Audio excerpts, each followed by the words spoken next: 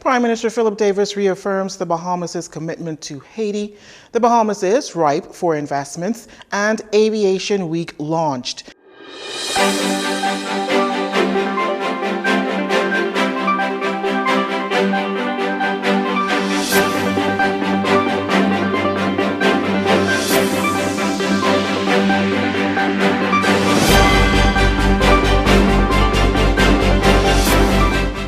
Good evening, everyone. I'm Jcn with your Jcn News for this Tuesday, October 24th. Thanks for joining us. Prime Minister Philip Davis reaffirmed the Bahamas' commitment to assist Haiti in its time of crisis. During his keynote address at the opening session of Diplomatic Week on Monday, Prime Minister Davis briefly touched on the humanitarian crisis in Haiti, expressing deep concern for the deteriorating state of affairs there. Prime Minister Davis told those in attendance the Bahamas remains committed to deploying troops. Let me be very clear. The Bahamas remains committed to deploying 150 troops to bring peace and stability to the Republic of Haiti, following the UN Security Council's recent endorsement of a multinational force. Our officers will join others, regional and international counterparts, to create humanitarian corridors and to assist in training and capacity building where necessary. Haiti has been overwhelmed with gang violence and political unrest following the assassination of its president Jovenel Moïse back in July of 2021. Prime Minister Davis told local and foreign diplomats that the situation in Haiti is an immediate and evolving crisis.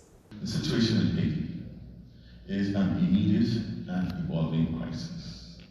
The Bahamas is gravely concerned that the political, social, and economic fabric of the Haitian society is deteriorating rapidly.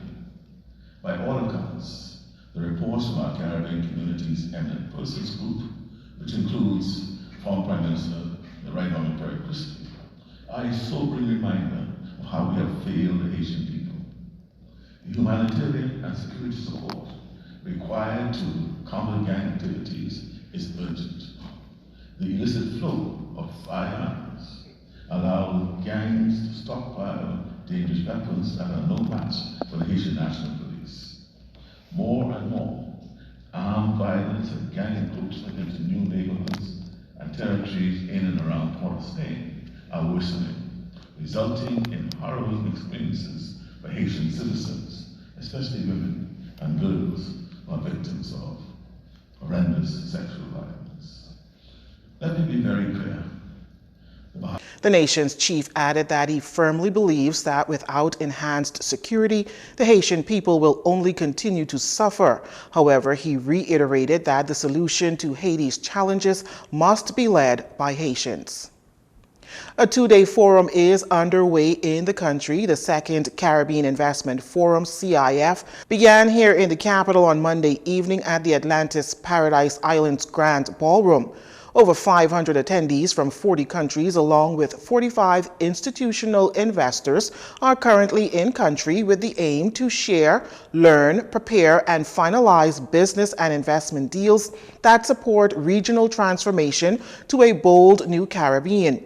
It was a busy Monday for the Prime Minister, as he was also the keynote speaker at the CIF's opening ceremony last night. He told attendees that based on the faith in the potential of the nation to attract and leverage investments, the government has begun a revamp of investment policies. We maintain that we are a top contender, providing fertile ground for profitable ventures. We pride ourselves on being a preferred investment jurisdiction. At our core lies a passionate and skilled workforce, always striving for excellence. In financial services, for example, we have among the highest rates of per capita expertise in the world, an educated, talented, and innovative workforce providing services at the highest standards. This is what fuels our innovative financial services and wealth management offerings and has driven innovations like our digital assets and registered exchange regulations.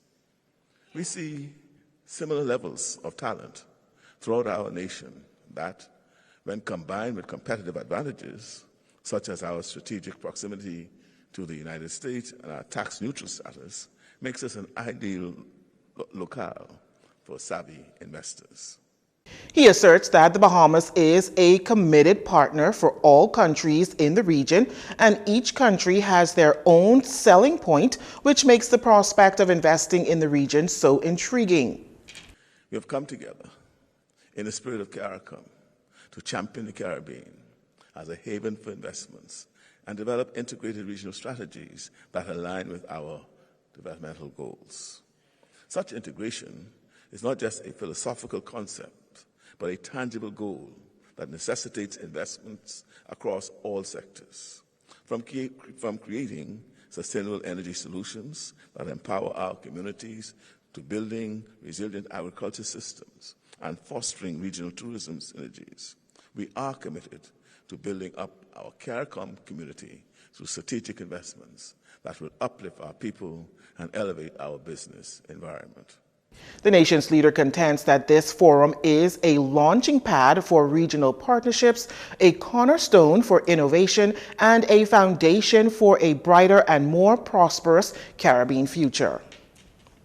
Well, for his part, Deputy Prime Minister Chester Cooper, who also holds the portfolio for investments, says following this CIF meeting, he has hopes for new investment in our agricultural sector as the country continues to strive for a reduction in our food import bill.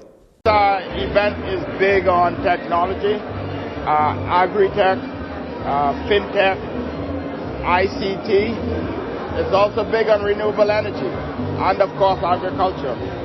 There's a big imperative in CARICOM to reduce food imports to the Caribbean 25% by the year 2025. And the Bahamas and new Minister for Agriculture, Jomo Campbell, and the former Minister, Clay Sweeting, have plans to get to this 25% reduction in food imports by the year 2025. We will need some new investment in agriculture, and therefore this is an opportunity to get best practice from our colleagues, to have thought leadership in these various areas, but more importantly, to attract investments to the Bahamas and to the Caribbean. DPM Cooper also addressed the issue of visitors having to take connecting flights to get to the Bahamas. He says it is an age-old problem and conversations have begun to solve this issue. If we are going to do more business and if we are going to improve what we have been talking about of multi-destination tourism, this is an area that we must resolve. So we have begun some conversations through the Caribbean Tourism Organization.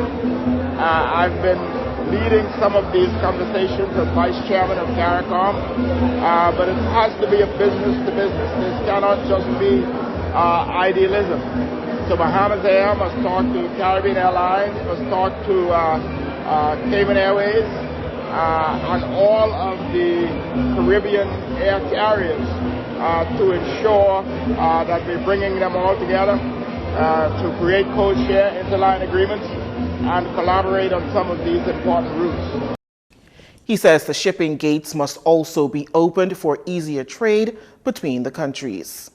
If we're going to move agricultural goods and products from Haiti to the Bahamas or Guyana to the Bahamas, or if we're going to get poultry from Jamaica to the Bahamas, we must open the shipping lanes. And all of these problems spells opportunities. And I hope that Bahamian business and Caribbean business will recognize that in all of these issues we face, in all of the challenges that confront us, there's opportunity for business, there's opportunity for investment, and there's significant opportunity for profit. The DPM says he is excited for the outcome of this forum and the opportunities that will come out of this productive week. For the first time in the Bahamas' history, Aviation Week is being observed and will continue to be observed every fourth week in October each year. Officials from the Ministry of Tourism, Aviation and Investments kicked off the week on Sunday with the National Fly Carrier leading a delegation to a Latin American and Caribbean Air Transport Association conference. Cale Campbell has more in this report. The Ministry of Tourism, Investments and Aviation launched the first ever Bahamas Aviation Week, and it commenced with a delegation of Bahamas Air employees flying into Cancun, Mexico on Sunday to attend the Latin American and Caribbean Air Transport Association ALTA conference. Particularly during this celebratory week, Bahamians can expect news of a new airlift scheduled for November 2023 to January 2024, showcasing new connections, the reintroduction of helicopter airlift, and the expansion of seaplane travel, adding to the Bahamas' quote, dynamic dimension of its aviation sector. In that regard, luxury private jet company FlexJet is also expected to, quote, reintroduce its helicopter services, while you can also expect to hear more concerning the return of amphibious seaplanes airlift. Stakeholders in the aviation industry will also gather in discussions on the future of aviation in the country. In a press release, Minister of Tourism, Investments and Aviation, Deputy Prime Minister Chester Cooper, acknowledged the role aviation contributes to an archipelagic nation like the Bahamas in aiding, quote, social connectivity and stimulating the economy for local communities, while professing a commitment to the National Aviation Strategic Plan as the country strives, quote, to be a global trailblazer in aviation excellence. Deputy Director General of the Ministry of Tourism, Investments and Aviation, Dr. Kenneth Romer, hailed the commemorative week as historic, adding that it verifies the commitments towards, quote, the strategic transformation of our aviation ecosystem that will position the region as a, quote, exemplar of aviation excellence. Tonight at 7 p.m. at the Balmoral Club, Deputy Prime Minister Cooper is expected to give a welcome reception to the visiting delegates representing the airline companies most Bahamians are familiar with, such as American Airlines, Air Canada, Delta, and JetBlue, to name a few, as well as officials from Air Traffic Control, Department of Aviation, Ministry of Tourism, among other leaders in aviation. On Wednesday at the Baha Mar Convention Center, starting at 9 a.m., will be the official opening ceremony, coupled with a parade of flags before the International Federation of Air Traffic Controllers Association will conduct its regional conference. Aviation Week will host its closing ceremony on Friday at the National Training Agency. For Jcn News, I'm Cale Campbell. Thanks for that report, Cale. You're watching Jcn News. When we return, another near drowning in Bahamian waters and the Road Traffic Department teaming up with the Royal Bahamas Police Force. Stay with us and we'll tell you why.